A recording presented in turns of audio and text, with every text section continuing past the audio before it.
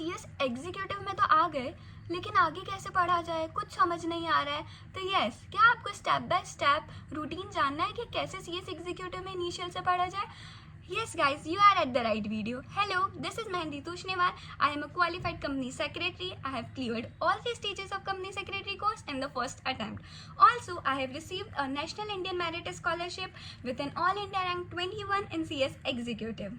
So आज मैं आपको कुछ ऐसे स्टेप बाय स्टेप प्रोसेस बताने वाली हूँ ताकि आपको ये पता चले कि आपको स्टार्टिंग कैसे करनी है। फर्स्टली, किसी भी स्टेप को स्टार्ट करने से पहले you have to purchase lectures and watch lectures. तो अब इसमें नया क्या, सबसे पहले आपको चूज़ करना है कि आपको कौन से सब्जेक्ट के लेक्चर्स चाहिए, कौन से आप सेल्फ स्टडी से पढ़ने वाले हो एंड कौन से प्रोफेसर से आपको परचेज करना है। परचेज करने के बाद how to watch lectures. Lectures में 3 चीज़ें साथ में होती है। फर्स्टली वो आपको देखना है, सेकेंडली वो जो बोल रहे हैं वो सुनना है, सुनने के बाद थर्डली आपको समझना है कि वो क्या बोलना चाह रहे हैं। सो बेसिकली आपको इन तीनों चीज़ों का ध्यान रखना है एंड फिर लेक्चर देखना है। लेक्चर आपको एक आइसोलेटेड प्लेस पर देखना है, एक अकेले कमरे में देखना है, आपको कोई भी आसपास नहीं होना चाहिए और आपका कंसंट्रेशन फुल्ली लेक्चर्स पर होना चाहिए। करेक्ट, जो भी आपको अरेंजमेंट्स चाहिए लेक्चर्स के लिए, फॉर एग्जांपल आपका वाटर बोतल, आपका स्टेशनरी, कुछ खाने पीने का, आप सबको एक जगह अरेंज करके रखिए so that you need not to get up. Okay, secondly आपको क्या करना है, सेकेंड स्टेप हमारी है लेक्चर्स देखने के बाद जो लेक्चर में पढ़ाया है you have to read it, you have to understand it. उससे क्या होता है, आपने फ्रेश पढ़ा हुआ है। फॉर एग्जाम्पल सिर्फ एक टॉपिक पढ़ाया आज लेक्चर में, तो आपको वो टॉपिक पढ़ना है उसी दिन। आपको ऐसा नहीं सोचना है कि ये जो चैप्टर ख़त्म हो जाएगा ना उसके बाद में पढ़ूंगा पूरा चैप्टर, नहीं, वो आप पे बर्डन क्रिएट होगा एंड देन आप प्रोक्रेस्टिनेट करने लग जाओगे। आपको वो टॉपिक फ्रेश याद है, आपने अभी समझा है, तो आपको रात को रिवाइज करना है, रीड करना है। उससे क्या होगा, आपका ये फर्स्ट रिवीजन हो जाएगा, अभी मैम ने समझाया है और मैं उसी दिन पढ़ रहा हूँ। Third step, solve scanners. अब आप लोग सोच रहे होंगे कि स्कैनर्स कैसे सॉल्व करें, अभी तक तो चैप्टर भी ख़त्म नहीं हुआ, कंटेंट भी ख़त्म नहीं हुआ। सो आप लोगों को क्या करना है, चैप्टर ख़त्म होने के बाद स्कैनर्स को उठाना है और देखना है पास्ट ईयर क्वेश्चन पेपर में कौन कौन से क्वेश्चंस आए हैं, उसे आपको सॉल्व करना है। देखना है कि आपको समझ आ रहा है या नहीं आ रहा है, आपका माइंड कितना स्पीड से चल रहा है, वो समझ पा रहा है कि क्वेश्चन में जो पूछा हुआ है आंसर्स याद कर पा रहा है। तो इसलिए आपका स्कैनर सॉल्व करना बहुत इंपॉर्टेंट हो जाता है।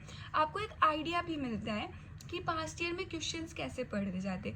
आपको लग रहा है कि आपने चैप्टर पढ़ लिया है, नोट्स पढ़ लिए, इट्स सफिशिएंट, लेकिन हो सकता है जब आप स्कैनर के past year question paper solve करो तो आपको नहीं है, या आपको समझ आ जाएगा आपका वीक पॉइंट क्या है, कौन से टॉपिक में आपको प्रॉब्लम आ रही है, आईसीएसआई कैसे क्वेश्चन पूछता है। तो इसके लिए स्कैनर सॉल्विंग इज मस्ट। कुछ लोग एकदम एंड में स्कैनर सॉल्व करते हैं, तो उससे बेटर है आप एकदम स्टार्टिंग से करो सो that you will be familiar with the scanner. Fourth step is make notes and it is the most important step.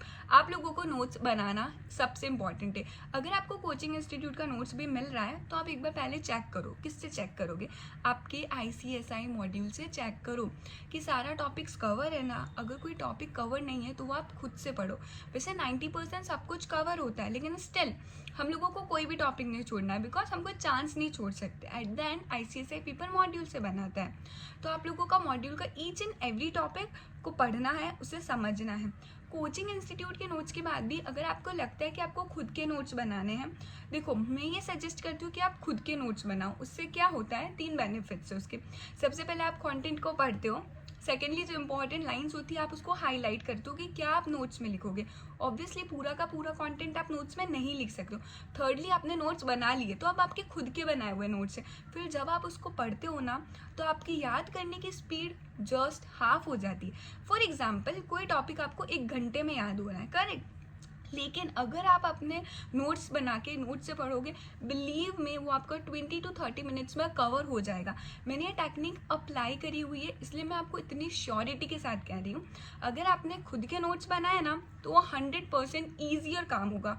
I know notes बनाने में मेहनत लगती है, लेकिन गाइज जितनी मेहनत आपके नोट्स बनाने में लगती है ना, उससे काफ़ी काम ईजी हो जाता है कि आपको बाद में इतना प्रॉब्लम लेने की ज़रूरत नहीं, कहाँ से पढूँ, मॉड्यूल से पढूँ, कोचिंग इंस्टीट्यूट से पढूँ, नोट्स बनाने का टाइम नहीं है।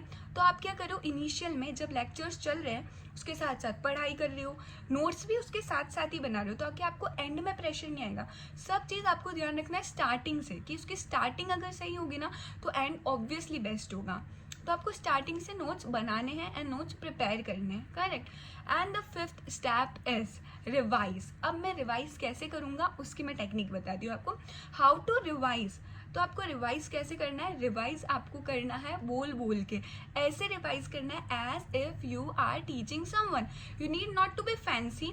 आप कोई ऐसे समझो कि आप कमरे में अकेले हो, लेकिन आपको बोल बोल कर पढ़ना है। क्यों हमें साइलेंटली नहीं पढ़ना है, because when you read silently और व्हेन यू लर्न साइलेंटली आपके माइंड में काफ़ी थॉट्स चल रहे होते।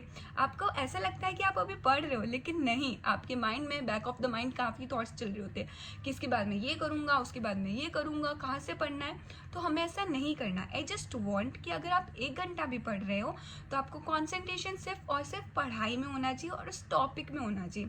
तो उसके लिए आप लोगों को क्या करना पड़ेगा, बोल बोल कर पढ़ना है। ऐसा पढ़ो जैसे आप किसी को पढ़ा रहे हो, ठीक है।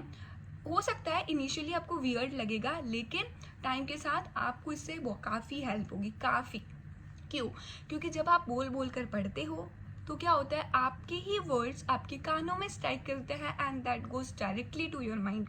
तो आपके माइंड में कुछ और आ ही नहीं सकता है, वो वर्ड्स वापस रिपीट होकर आपके माइंड में जाते हैं। सेकेंडली, जब आप बोल बोल कर पढ़ाते हो तो आपके माइंड में कोई और थॉट नहीं आता है, वही चीज़ें आती है, आपका कॉन्सेंट्रेशन लेवल सबसे हाई होता है। तो बिलीव मी, आप इस तरह से एक बार रिवाइज करना स्टार्ट कीजिए आपके नोट्स से, आपको काफ़ी हेल्प मिलेगी।